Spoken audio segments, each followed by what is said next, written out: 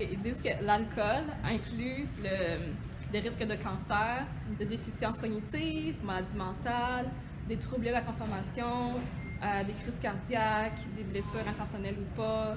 Donc, il y a vraiment plusieurs méfaits aussi liés genre, au comportement criminel, violence familiale, bref, tout ce que tu peux imaginer. Ouais, fait que c'est ça. Fait que c'est pour ça. Everyone drinks, right? But Yeah. not everyone does crack cocaine. Yeah. So I was thinking in terms of like, you know, when you think of like someone who does crack cocaine, you don't think of anyone who's functional. No. But then you have some people who are like who drink, and then they're like, yeah, they have a drinking problem, but they're still a little bit more like they have like families, and but I guess that's a cultural thing. It's how we portray it. I'm not saying that it's based on my. I'm not saying I have any empirical observation whatsoever. You know, I just don't know anybody.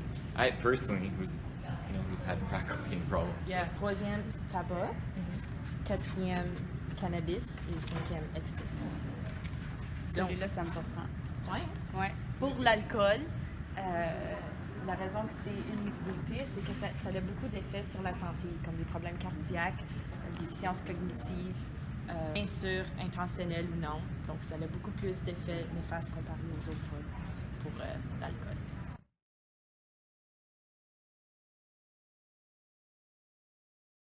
I'm guessing the guy. I feel like the woman has a hobby. She knits and stuff, and he's just sitting there. He looks a bit lonely. It can be anyone that has an Okay. addiction when Yeah. you think about it. Uh-huh. Maybe the guy at first is more of a stereotype look, Yeah. but let's say this woman may have needs to go get some medication, and those can be drugs, so she could have an addiction with the drugs that she used for her medication, or she can just use drugs. Pense à un toxicomane dans ta tête, à quelqu'un qui consomme des drogues, puis il me décrit qu'est-ce qu'ils ont de l'air. Il a toujours l'air fatigué. OK? Il est pas très motivé. On dirait que ça lui dérange pas vraiment. Il voit pas nécessairement tout le temps le futur. Là. You want me to be stereotypical? I don't know. I have to know more about them. Good answer. Good answer. I really do. It's the truth. I think, to be honest, the guy in the hoodie looks like it seems kind of messed up me saying that, but I think he This probably, one? yeah, Seems shady. yeah, he seems shady. I feel like honestly, it could be anyone. Like there's not like a particular look for someone who's addicted, right? Because most people will do it behind closed doors. Like if we're going based off of like people's general assumption of like what a person who's addicted to looks like, it would be the one on top. Well, it can be anyone. Like, because let's say this woman has to get a lot of medication, so a lot of her medication are drugs. So who says that she's not gonna get an addiction? That's true. But we do have the image in society that maybe the person, this one, The may typical have, shady person. yeah, Yeah. will have more of an addiction to, but it's not necessarily the case.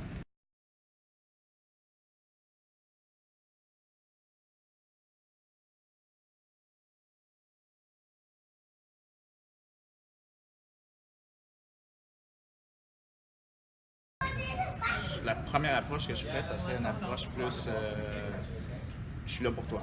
C'est toi qui conduis, je suis à côté de toi, tu me dis ce que je peux faire pour t'aider, s'il y a des journées, bonnes journées, des mauvaises journées, mais je suis quand même là sans jugement. Mais tu as des gens, genre, qu'avec ça, est-ce que c'est pour régler le problème, est-ce que c'est pas pour régler le problème? Il y a des gens, genre, qui ont besoin que ça soit plus, qu'on les brasse, leur personnalité un peu, qui sont un peu plus de caractère fort. À moins que la personne te le dise, regarde, brasse-moi, genre, chaque fois que ça arrive.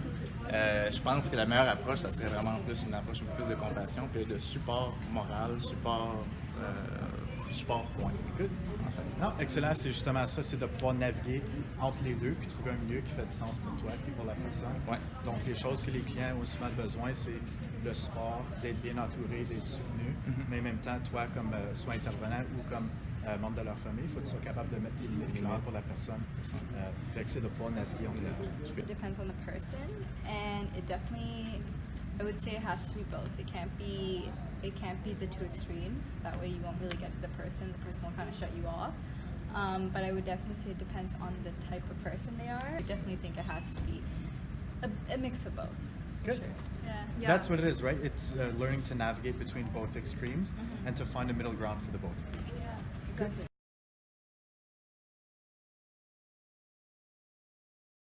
part of your brain that is supposed to help, like that helps like stimulate like with like things that you like and things that like that help you like that. I think the like brain sends chemicals to your brain like that help like kind of like euphoria that helps you like what you're doing. So like once you like you get hooked onto something like crack or heroin or something like that, like it's like it constantly like helps like it constantly once you like get that it's like almost like it helps like, the brain feels rewarded. Like, I guess kind of. Yeah. Right?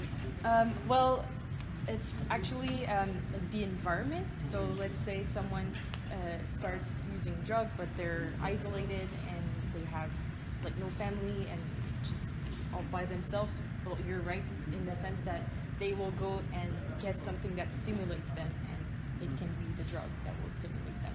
Like for an example, there's a study that showed during the Vietnam War, some American soldiers, because they were killing people, like they wanted something to stimulate themselves, so they were using heroin. But when they came back, 95% of them stopped using heroin. So because they were back with their family and not in a depressing environment. For alcohol, isn't it the dependence? Okay. Well, also drugs. You build up the tolerance, and then also there's the social aspects of behavior. So then that's why it's hard to stop. So when you see the social triggers, you also feel like a need to continue to do it. So you think it's more based on the person's environment and social triggers, or something that they have in them that's keeping them from stopping? I would imagine it's both. So like, if you have more willpower, you can overcome some of the social aspects. But then, if the social impact is really high, like it's really big, then having willpower isn't enough sometimes. Okay. So we have one example in particular from soldiers in the Vietnam War. Mm-hmm. So when they were over there fighting overseas, the things that they had to do and the things that they had to see were so traumatizing that some of the soldiers in fact started using heroin to try to forget what they had seen and get over it. But when they came back, 95% of them were able to stop using and never even touched it again.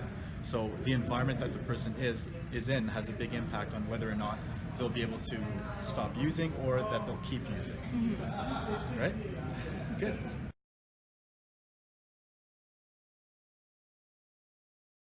Sinon, l'acceptation sociale que l'on en donne à un certain moment.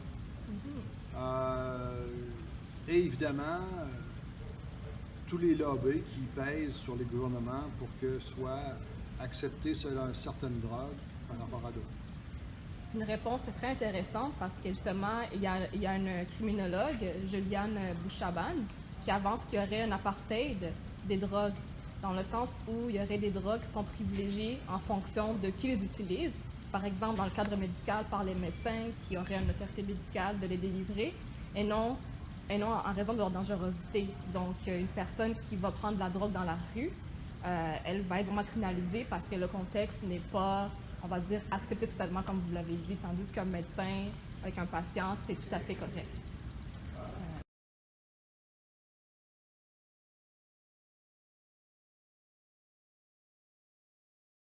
Est-ce que tu sais c'est quoi un centre d'injection supervisé? Non. Non. Fait que c'est un centre essentiellement où est-ce que les gens peuvent aller se procurer de la paraphénie propre pour pouvoir consommer leur substance. Ouais. Qu'est-ce que tu penses sont les bienfaits d'offrir ce genre de service-là? Mais c'est compliqué parce que tu viens de donner un pansement sur l'addiction. Okay. Si tu peux avoir une ressource propre qui au moins va t'aider justement à traverser ces périodes-là, je pense que c'est une bonne chose. Mais c'est pas supervisé dans le sens que n'importe qui peut arriver à n'importe quel moment puis avoir accès. Est-ce que ça les aide à long terme ou pas? Ça, je suis pas certain. Mais si c'est un centre où est-ce que c'est justement, regarde, venez vous chercher votre drogue que vous avez besoin, puis on peut pas s'inquiéter du côté humain. Mais je pense que ça, c'est pas bon, en fait. En fait, ces centres-là, habituellement, ils peuvent offrir les services aux deux genres. Okay. Donc, ils vont rencontrer la personne où est-ce qu'ils sont dans leur réhabilitation. Ouais. Donc, ils peuvent non seulement leur donner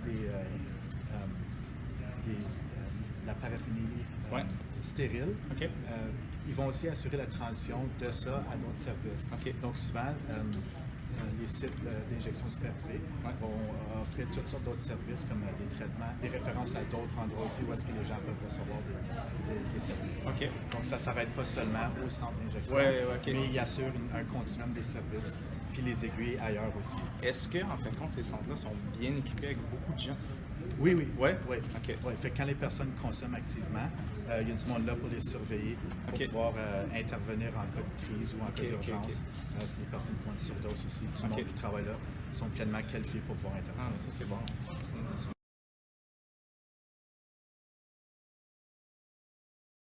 Dépendamment du stade ou de l'état de la personne, c'est peut-être aller à l'hôpital. C'est peut-être la première chose, ou un CLSC. Ça serait les deux genres que je pourrais te nommer au bout de mes doigts. Mais autre que ça, les autres services, je ne connais pas très bien. Donc ça serait un bon début, right? L'urgence dans les salles d'hôpitaux. Aussi des centres de sevrage dans la région. Il y a des centres qui font des évaluations du trouble de toxicomanie de la personne.